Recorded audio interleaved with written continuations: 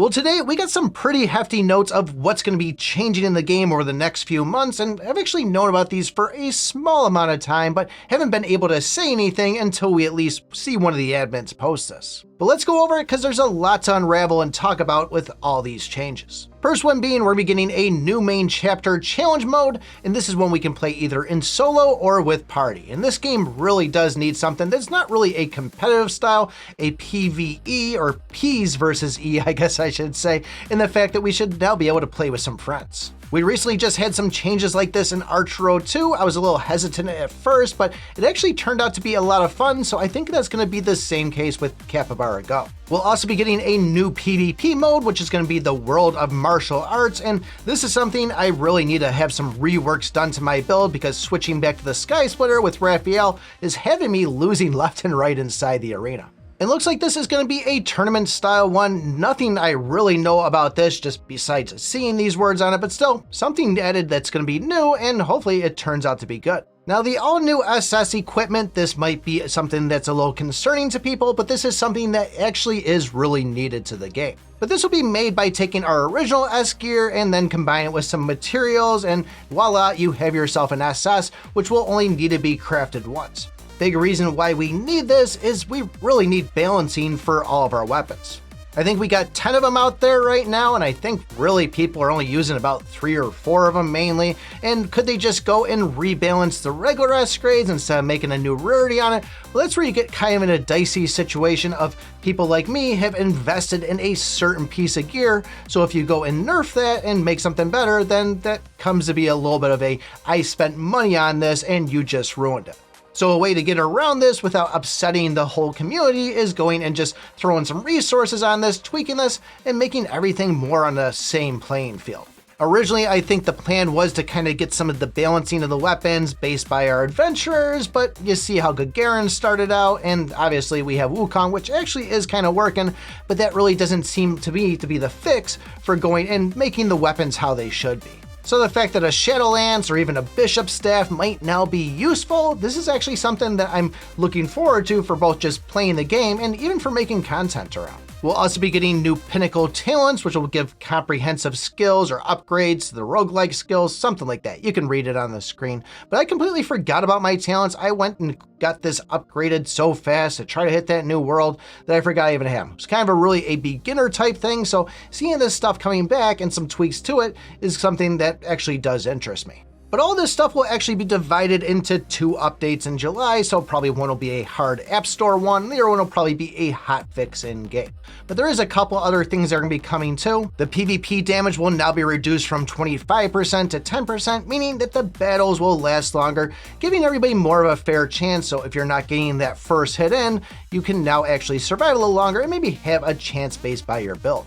The Adventure Resonance, if you kind of picked up on me saying hold off on going and upgrading these turtles, yeah, I did it, but I wanted to do it to test things out, not really worried about it, but the fact we should be able to go and transfer stars from one adventurer to the other one gives us a little bit more option to testing these things versus saying, well, I don't want to throw stars on that because I already have 4 or 5 stars on this. No idea how they're going to do it between me having Raphael at 5 stars and Dragon Girl at 4 stars. It may be a loss, or it might be something that I get them refunded and now I can take one of these things up to like 7 or 8 stars. And the 7 or 8 stars is what I'm hoping for, so keep your fingers crossed for me on that. We'll also be getting the gem lock for ring as an accessory for just 2 slots on it. Pretty sure this means when you go and switch your gear out, you're not going to have to go and remove them, put them back on, dismantle, disforge, whatever all those words are. I think these things are going to be sticking in those slots, making it a little bit easier to kind of switch between builds. And thank God we're getting the player CP fix. No more spoofing of the scores. There's nothing more annoying when you attack somebody that has 20 billion power when you're sitting at 135 and you're losing because you go in and all of a sudden they have 160. So I think this is a tweak that's definitely needed. Don't know why it wasn't fixed sooner, but this is one that I'm also looking forward to. Those battle reports that are coming that I thought we were going to be getting because we saw the image of it in the whole Ninja Turtle event thing, but sounds like we'll be getting this in July so we can kind of tweak our stats and see what really is working for us. And then we'll also be getting some inheritance balancing. Right now, the Ghost is just so broken with the numbers that it's putting out that the other ones don't even compare with it, so it's going to make it a little bit more of an even playing field once again. With the weapons being balanced, with these being balanced, it should make it a lot more fun for you to kind of switch up the gear and see what's going to work for you. Oh, and custom presets will be added. I think this is just going to be a way that we're going to be having more presets, make it a little bit easier to use, because that's another thing that's also pretty confusing. Now the plans for August, it looks like we're going to be getting the block and penetration. If you had that collectible there and you see that there's one for block, for a while it seemed like there was this don't talk about block, nobody mentioned block, just ignore the block, we don't want to go into it yet. But now it looks like these two are going to work hand in hand, and it's just going to be a way to have an additional stat in there that you can build around. We'll also be getting the Season 2 of the Abyss Dungeon, and looks like they're going to be tweaking the gems and even some of the gameplay. Now I myself, with going and playing this, it seems like you play it for the first few days, you get to the highest point you can, and then there's really no progressing. So I honestly think that every single week they should just go and take all these stages or all these levels, difficulties, whatever you want to call them, nerf them all by 5% each week, allowing players to maybe just push an extra 1 or 2. Yeah, you might not max it out, but it'll at least make it a little bit more fun that by the time you get to that final week, maybe that gets you an extra 10 difficulties. Seeing even some of the top players out there stuck in the 80s and not being able to get any further than that, and that this has 150 or 160 levels on it, I think there really needs to be some adjustments on that, but that's just what I think should be done.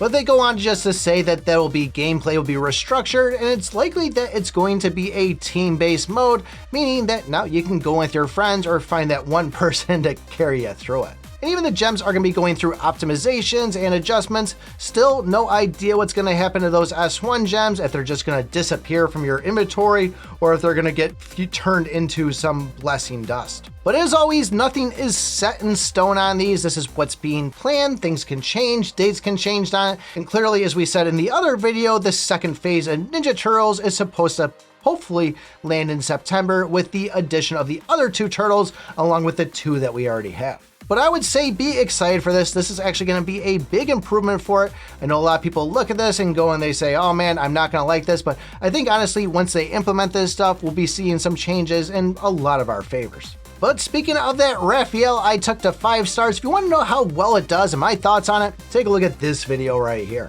Thanks for watching, and remember, I pick my butt.